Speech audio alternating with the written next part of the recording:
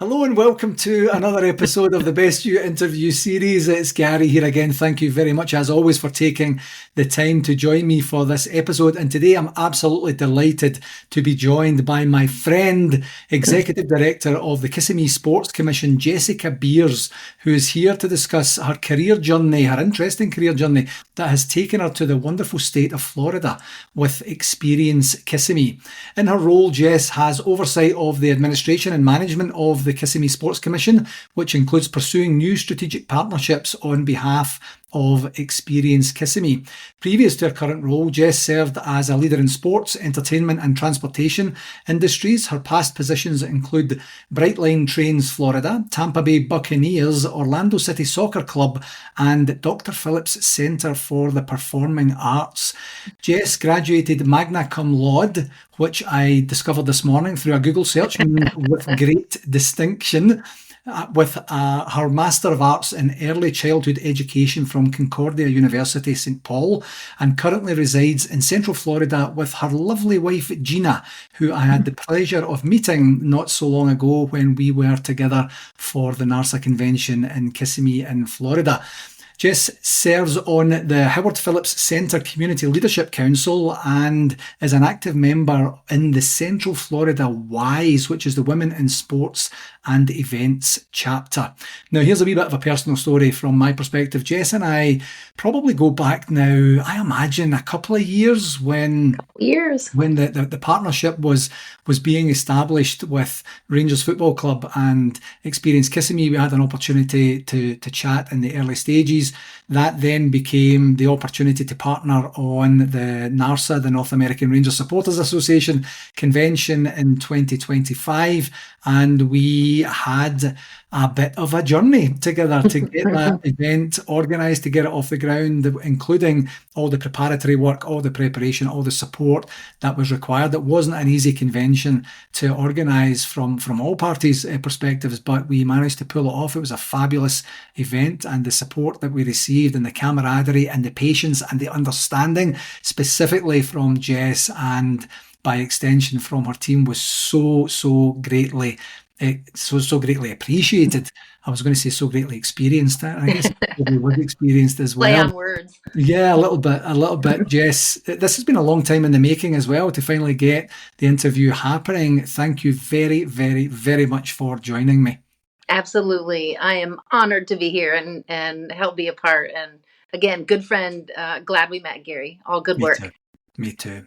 Thank you very much. So I did talk a little bit in the bio there about your career journey, from your educational journey and the specialism that you had in your education to where you're at just now. So tell me a little bit about how that journey unfolded to get you to being in the sports partnerships arena. Yeah, thanks, Gary. I got really lucky, I think, to fall into the space in my path. I grew up, I love sports, always played sports, but I really thought I was going to be a teacher my whole life, to be quite honest. And I started in, 19, 20 years old working at an after-school program. That's not on my resume because it goes back way too far. So I did always start out in the fun space of education.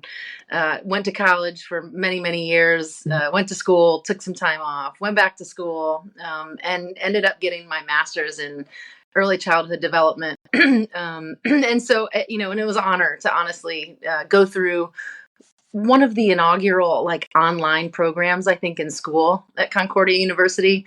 I was from Michigan, traveled into Jacksonville, Florida, and stumbled across this online program. And so because of my passion for education, so I finished, ended up, working at one of the largest childcare centers in the nation out at YMCA at Disney. Loved it. Thought maybe I'd retire there or stay in teaching.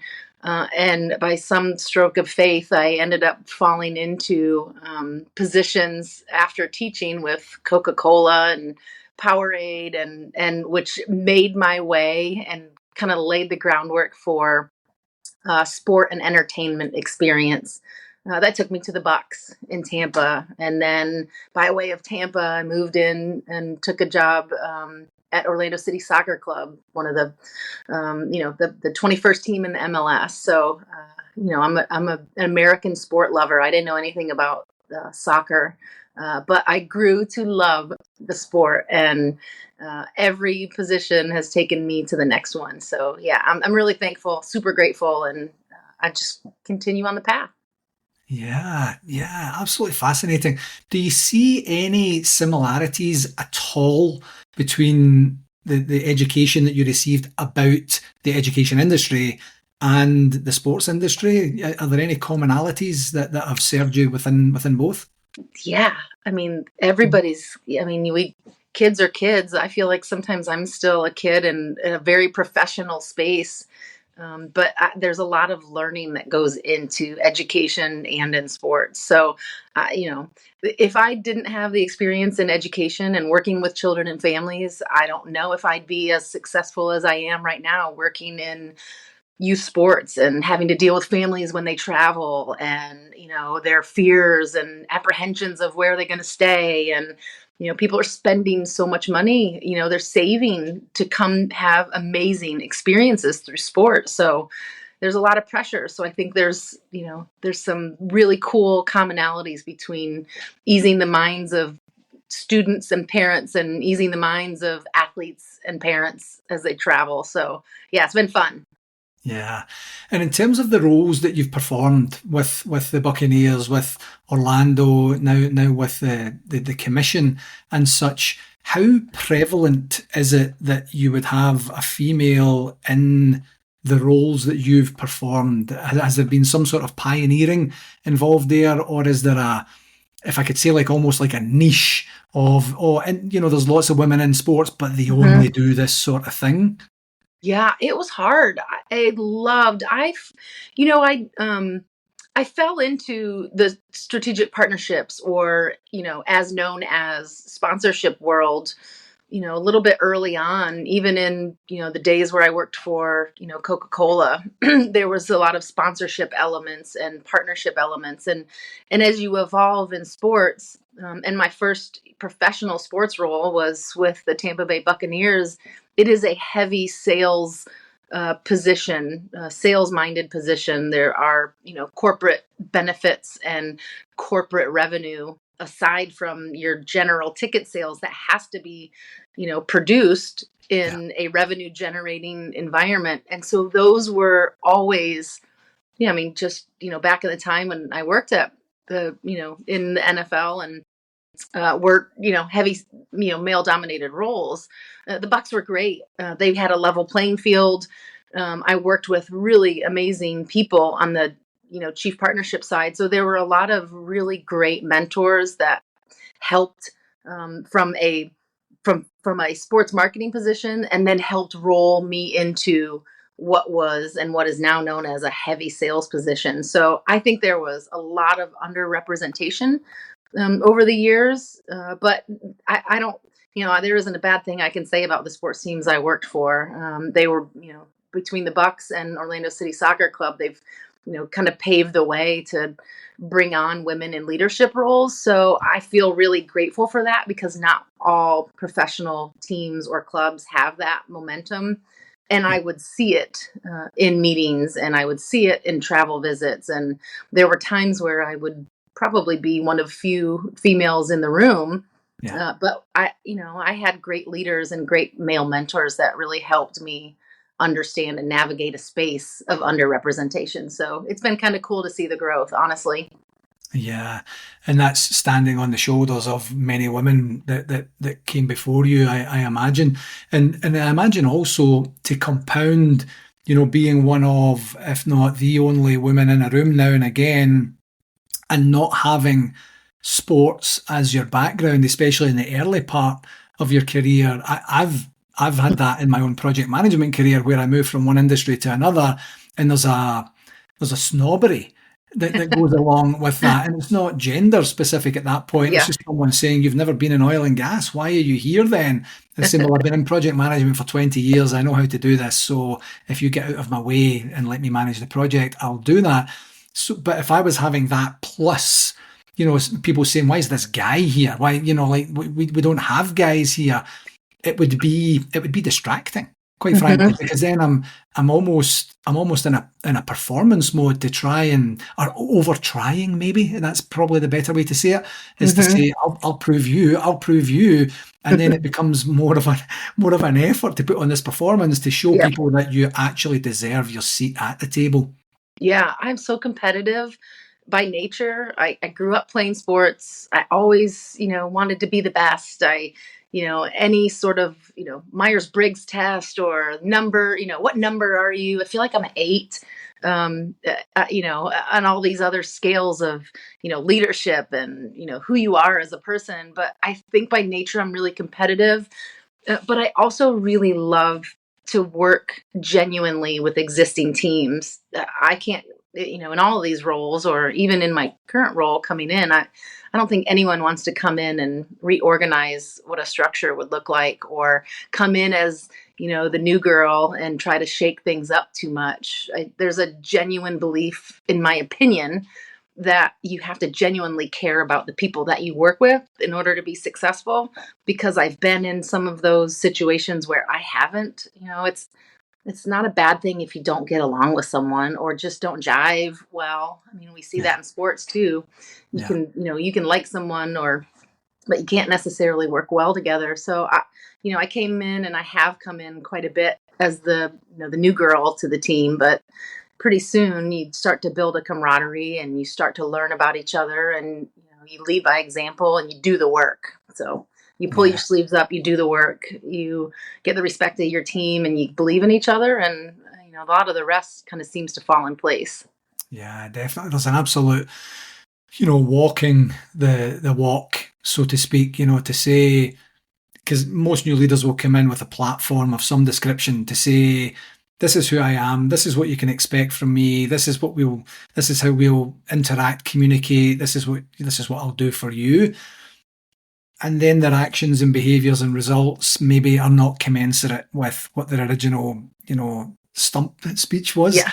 And, once the proof is in the pudding, as we would say back home, once you've actually proven out what you will back your people, you will lead with empathy, you will genuinely care, to your point, you get that opportunity to then for folks to say, okay, I'm willing to open up a wee bit more. I'm willing Yeah. to open up a wee bit more. And then that's when you get the dynamics, because, leading is not always leading through success. It could be leading through challenging times, or even failure at Yeah. time. And it's how you show up in those moments as well. So in terms of your journey, has there been any specific challenges that you've faced with being a woman in some of the circumstances you were in? You kind of alluded to it a little bit where you've seen it in other organizations. Have you specifically been party to that? I know you've said you've Yeah. had wonderful mentors and wonderful support within the organizations, but has there been the odd occasion that's given you the opportunity to correct someone, or course correct in terms of what's been pointed out to you or anything like that? Absolutely. I mean, there have been plenty. I mean, without, getting into, nitpicky, Yeah. one-on-ones, but there's always something. And I think what's been the hardest at times is having the confidence to speak up in a room where, there are so many people that already know each other, and, everyone's already chummy in the world of sports. But, there is a level of having to be able to speak with confidence and be able to speak your mind, or talk about your opinion, or have hard conversations and disagree. That was one of the hardest, I think, as I learned how to be a good leader, was to be able to speak up when something wasn't quite right, or the revenue didn't match with what we were spending. I mean, I'm in a commercial revenue business, honestly, and if things don't line up, and the revenue is not outpacing what you're putting out, a lot of times you have to speak up. So there are times where you have to, and where I necessarily didn't, out of fear of being disapproved, or a disapproving the comment coming from someone that doesn't have as much experience. But I worked my way out of that. And that's a tough spot to be in, to genuinely speak with confidence. I remember, I'm in the land of like Walt Disney World here, and Disney often says things. And I heard it once. They were like, you can still put a smile in your voice from like the Disney way, but still put your foot down if you need to. So I think that's sometimes kind of stuck with me on being able to speak up on, when you need to. But yeah, that was a difficult for many years for me. I had to really work through that. Yeah. And how did you work through that? Therapy. I mean, Yeah. I laugh. Sometimes it's true. I mean, everybody does. But I also had to read a lot. And, for someone as hyper as I am, that has to be out in every, sporting event or a lot of meetings, or can't sit still very much. It's, having to read quite a bit helped me gain a little bit of focus. I mean, books like Radical Candor or, other books that are genuinely just fictional stories that help you kind of decompress a little bit. Yeah. I think, being a good reader has helped me also be a good listener, and has helped given me a little bit more confidence to speak up in meetings when I haven't quite had that. Yeah. I mean, what it says to me is there's an absolute level of awareness there that, whether it's in the moment or fairly shortly afterwards, where there was just that opportunity. It's almost like when you leave a job interview and then you're kind of like, I never told them about that. I wish I would have said that. That might have sealed the deal, that sort of thing. And but it sounds like not everyone does that, quite honestly, Jess. And sometimes people are just, if I could say, sleepwalking without being insulting to anyone. They're just kind of sleepwalking, saying it is what it is. That's what the way it is. But it sounds like you had that wherewithal to be intentional about your interactions and to see how they went and to actually have that mindfulness to say, how could that have gone better? What can I do about that for next time? I missed that opportunity now. If it's something that's not appropriate to go back and fix now, how can I make it better for the next time? And I personally experienced that with you when we were organising the convention, because there were some sticky moments in there, in terms of, we weren't meeting the revenue numbers that we were anticipating for the event. And you always very, very, very, very plain English had just explained to say, this is the impact. If you decide to go this path, this is the impact. It's within your rights to do whatever you want to do. So it felt like a conversation, which was really appreciated, because we were all under a bit of pressure at that particular time. And we're looking to say, how does this impact and affect our relationship? How does this impact and affect the other material relationships that are out there?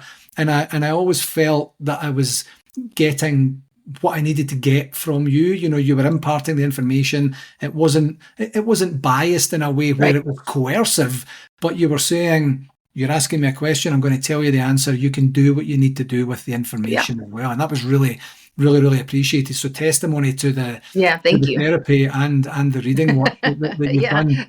Therapy first. I mean, it obviously helped. Yeah, exactly. And it's so interesting. One of the things that you mentioned earlier in terms of the revenue and the partnerships being a big part of that. I remember, and I'm not kidding, this is probably about 35 years ago, maybe about 30 years ago.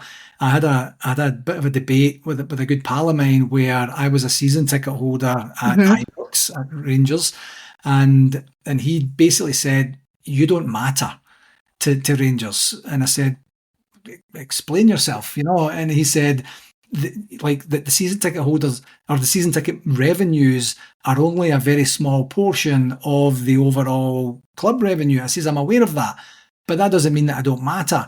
And then the two of us, so we almost had a conversation at that point, but then do you know when you get that? Yeah. When you're not, you're kind of having the same conversation, but not really.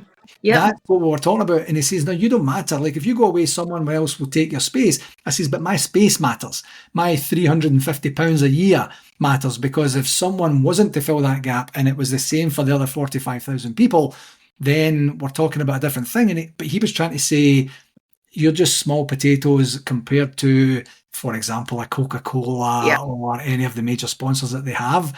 But it's so true. And as irritating as the conversation was at that I can imagine. it was actually quite enlightening afterwards to kind of to just get a sense of how these machines operate, quite frankly, and how that Yep. goes. So in terms of the work that you do with key partnerships, how how does that come about?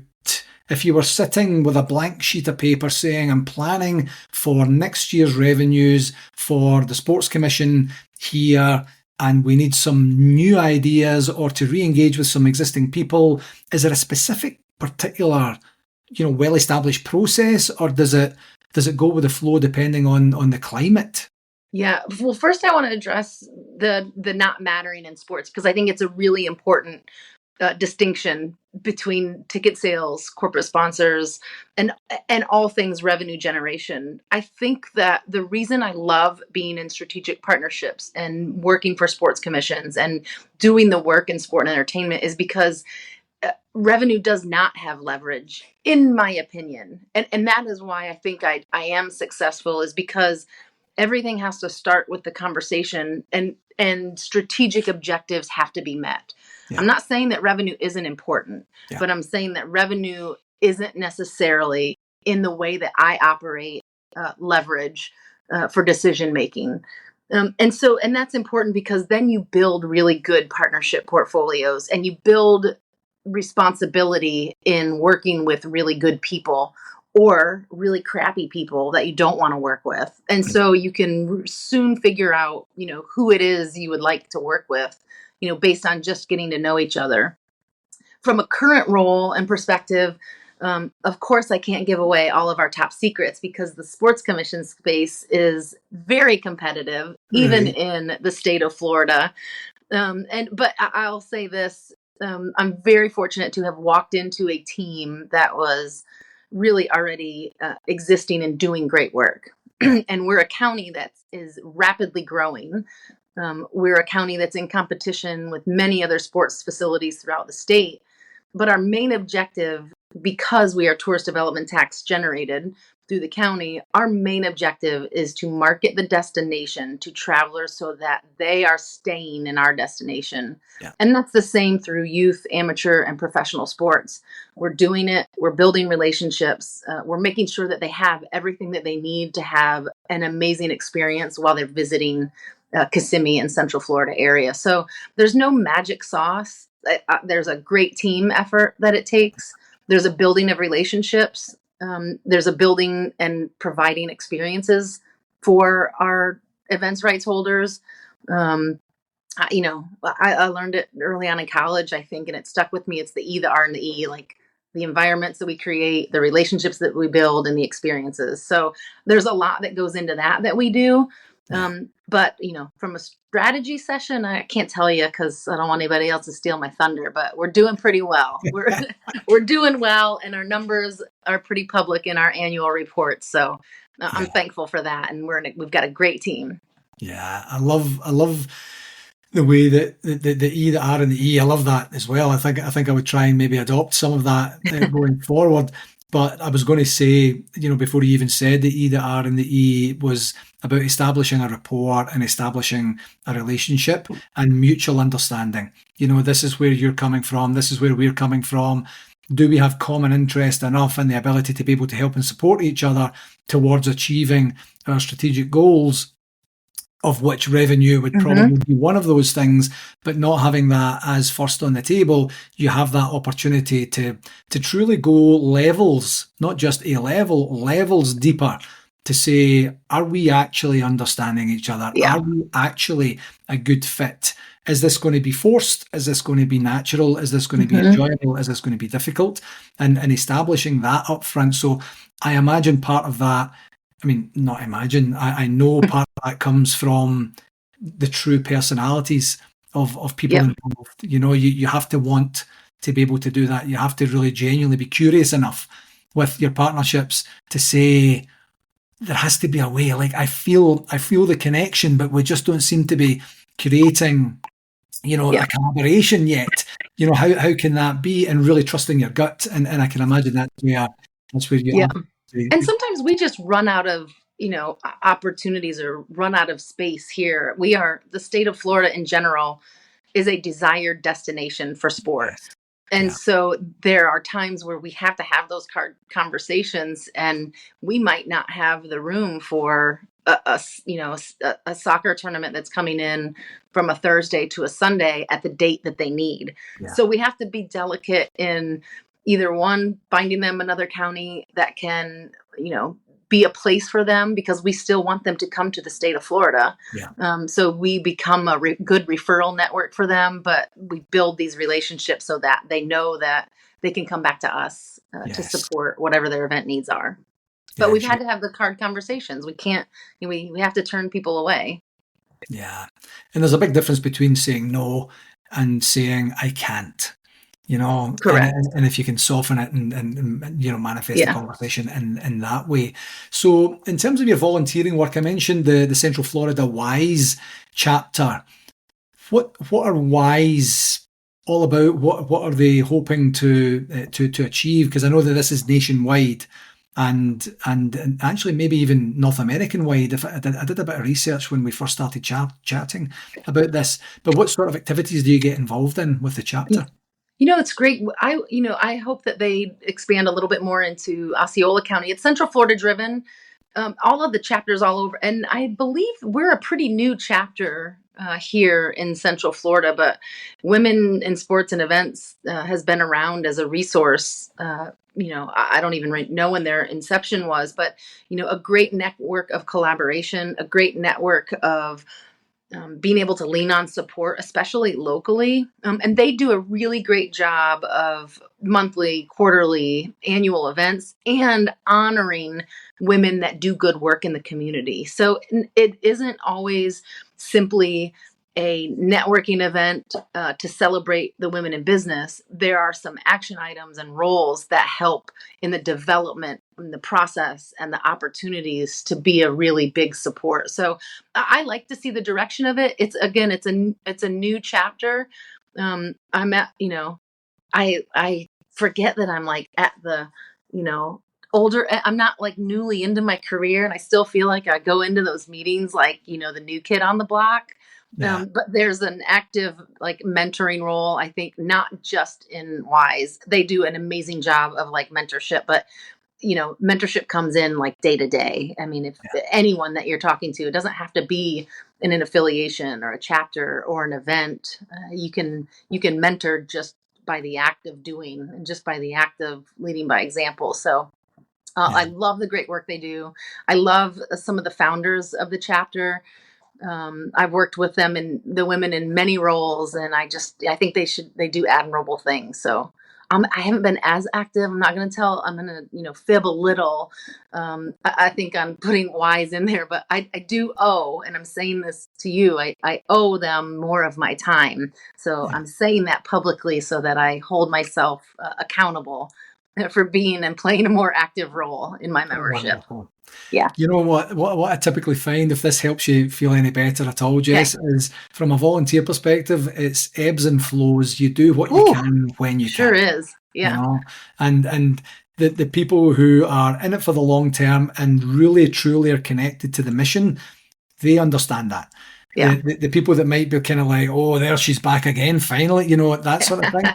Those are not the people that are truly attuned to the mission, because interestingly, the Rangers community aside, or maybe included, I guess I should probably say, most of the volatility that I've experienced in my career, and I include my volunteering in my career, has been in volunteering. For some reason, there's just more of an emotional attachment to things. I don't know if some people have this desperation that if I volunteer for this thing, that will access me this opportunity to help me enhance my professional career to move on and such. But most of the volatility, bad behaviour, poor attitudes, and just generally being a downer. I've seen that more on the volunteer side. But when you have an organisation that is set up collectively to support a particular thing in this event, the women in sports events and such, if that mission is clear you get that opportunity to kind of dip out and dip in, because there's ebbs and flows to life Mm-hmm. and such as well. And one of the things that you said there was, that while you're certainly not at the beginning of your career, you're definitely nowhere near the end of your career either. But, and you sometimes feel like the newbie when you go in. That's your energy, Jess. Yeah. That's like you will be like Thanks, that. Gary. You will be like that 20 years from now, where Probably.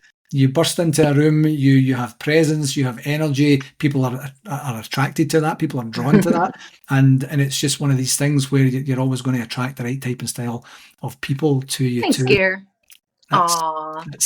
that's the way that it is. So, what advice would you give any organisation out there that are looking to enhance their support for women in industries where maybe women are not overly present or prevalent right now? Mm-hmm.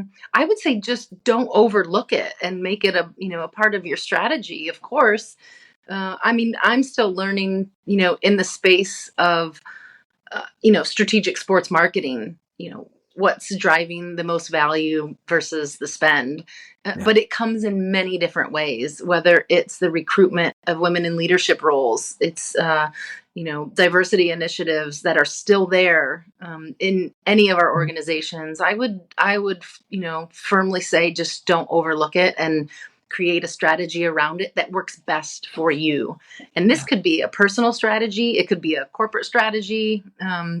We all try to do what's best for our business, but at the same time, we all, as good leaders, have time to strategically plan. We can be in the present, but we also can be really good strategic planners. So I think that's really important.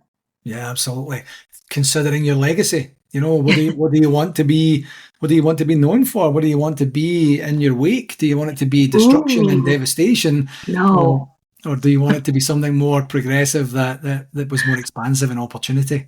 Oh, that is a really great question. It's very hard to ask. It's very hard to answer. It's very humbling because I Yeah, think a lot of people don't know. But I wanted to say I started watching women's college basketball when I was so young. I was, 9, 10, 11 years old. I was going to Notre Dame. I know, sorry to say, but I got to say, I went to a women's basketball game yeah, in a college town close to where I grew up. And there were 30 people that would come to the game every day and that they played. And I was such a young fan, and I continued to be a fan in women's sports throughout my life. I played early on. I play recreational. I'm still competitive, and and I didn't see a lot of people there aside from those super fans. yeah, But I see where it is today. And I have counterparts that I've worked with that are now working in the WNBA. I have, collegiate basketball tournaments here in my market that is just mind blowing. yeah, And so I think that, from a legacy of sports, I don't know what it is yet. I've tried to be a leader that comes in and says, here's, what I want, here's what I'm thinking, but they always figure me out. They're like, you're going to get results, but you're going to have some Jessisms and you're going to be a little awkward. And, you are definitely not the, come in with the, stomping your feet and, yeah, throwing F-bombs here and there. If I do, it's more in the light of fun. yeah. But I would say from a legacy driven in women's sport, just continue to know the growth, because I've seen it as a kid with 30 people in the stands, and I am amazed at the revenue and the love of sport that's there. So you can kind of take that with you anywhere, honestly. Yeah. But see, I ramble. So there's another thing. I'm a rambler. No, that's brilliant, and it's such a brilliant example in terms of the WNBA. I joke with friends and family and such to say there was no such thing until there was Caitlin Clark, and it's just to provoke a reaction, but Of course. but Caitlin Clark was one pivotal moment in it. But then Huge. when you start to look at the actual history, there was, she's standing on the shoulders of all the giants that went before her, Huge. and that ability to be able to, do you know what it is? I think, honestly, Jess, it's the ability to pause every now and again. You mentioned that, when you were talking about the reading, and the ability to listen and such like that, really what you're trying to do is your ability to pause, put yourself in the present moment, listen with intention, and just pay attention to what's actually happening, you know. So even if you don't feel like you're making the progress or you're not meeting the targets that you set yourself, aggressive or not, you get that opportunity to say, we're not where we were. And, you know, we're here. So now that we're here, there's nothing we can do about that. But let's, you know, move forward with this intention and intensity as we go forward. And that's what it feels like the WNBA has done. There's a new soccer league here in Canada as well. That's just came up, and you know, I mean, women's soccer is just giant. You know, you just the Euros are not long finished there, and each of the games, especially towards the tail end of the tournament, were just absolutely brilliant entertainment. You know, great quality and such like that. You know, just things take the natural amount of time that they take sometimes, you know, and just to get yourself that right to be at the table, that right to be considered when the sponsorships are coming out or when the network are giving airtime or whatever that looks like as well. So fascinating take actually. But that pause, the power of the pause and the ability to just to glance over your shoulder and say, hey, I mean, that's not nothing, you know. So let's continue and use the experience we've gained to this point to move forward. This has been a fabulous conversation. So as you know, this is called The Best You, and with purpose and intention. Some people don't like the name, I understand that, but there's always room for improvement. There's always room for growth, and there's always room to make sure you're doing the right things for you to give yourself the best opportunity to be the best person, the best version of yourself and of that moment. What's one regular practice that Jess employs to give you the best opportunity to be the best version of yourself? I mean, you said it. I mean, I live by like your personal best, like, you know, just if you're doing your personal best and you're in this very moment, there's a lot of things that I think a lot of people can't let go of, whether it's past or, you know, comparisons or, you know, those things. But I would say be present and, you know, future forward is honestly, you know, present and forward, be creative and, you know, continue, you know, just keep on going. Yeah, absolutely. And it's back to what I mentioned very briefly earlier. I completely agree with that. It's understanding how you get distracted. It could be comparison, it could be imposter syndrome, which isn't actually a syndrome. It could be a variety of things that are going on. And if you can in some way start to distill these to say, right, this is physically how I get distracted. This is mentally how I get distracted. This is emotionally how I get distracted. How can I minimize those or at least bring them down to being a lot less, you know, ideally you eliminate them, but maybe you can't in and of the moment. But being aware of what your distractions are, managing those in the moment to be present because you know when you're listening. And you know when someone else is listening, and you know when you're not, and you know when someone else is not. You know, so because of the distractions, something has happened that you just received that text message that you didn't want to receive just before you went into the meeting, or someone said something they said they weren't going to say, or whatever, you know. But if you give yourself that opportunity to ground yourself, remove the distractions to create a presence, that's what you've managed to do, whether you've intentionally done that or not, but you've done a fabulous job of that, certainly in the interactions thanks, Gary. Yeah, be present. Being present is one of the most important things. I forgot one thing I think that I would say is most important, that is so simple. And I've been, you know, wherever I am, at least right now, we're going to start and end meetings on time. You know, you can see the look and the panic in people's eyes if they're not. But if you're going over, have the courtesy, you know, to talk to your team or talk to people, you know, so that you can stay focused. And you know, distraction stinks, but it's there. So exactly. we're gonna continue to be distracted, but 100%. Wonderful. Where can people find out more about you and more about the Sports Commission? KissimmeeSports.com or ExperienceKissimmee.com in my current role. You can always find me on LinkedIn. I don't know my screen name, so or my name. I think it's just my name in there, I'll and I'm find it. not. I'll find it and I'll put that on the Okay, show could notes. you find it? That'd be great. And I'm really not good at returning LinkedIn messages, so I'm apologizing in advance. But always happy to receive an email. So if anyone needs an email address or a connection to me, I'm happy to connect. There's no conversation that isn't worth something. So Absolutely. yeah, I'm good. However, Fabulous. Jess, I'm delighted to finally have you on the show. I knew the conversation was going to be dynamite. It's been absolutely fantastic. Hopefully we get a chance to chat again at some point down the line. It was great to see you. Thank you very, very much. absolutely. Thanks, Gary. Appreciate the opportunity. Hello again. Thanks again for tuning in to this episode, and I do hope that you found it valuable and gained some insights. I do have an ask for you. If you enjoyed this podcast, I would absolutely love it if you would connect with me on my socials, and that's at LinkedIn, Facebook, and YouTube. Just search for my name and do whatever it is you need to do there to follow me and stay updated with all the latest content, tips, and discussions. And for any more resources that you're looking for, feel free to visit my website, garygillen.com. And while you're there, you can book a free, no obligation 30-minute coaching call directly with me through the site. Whether you're looking to enhance your performance or tackle a new challenge, I'm absolutely here to help you succeed, and I would absolutely love to hear from you. Thanks very much again, and until next time, keep pushing towards your goals and getting better each and every day, my friend.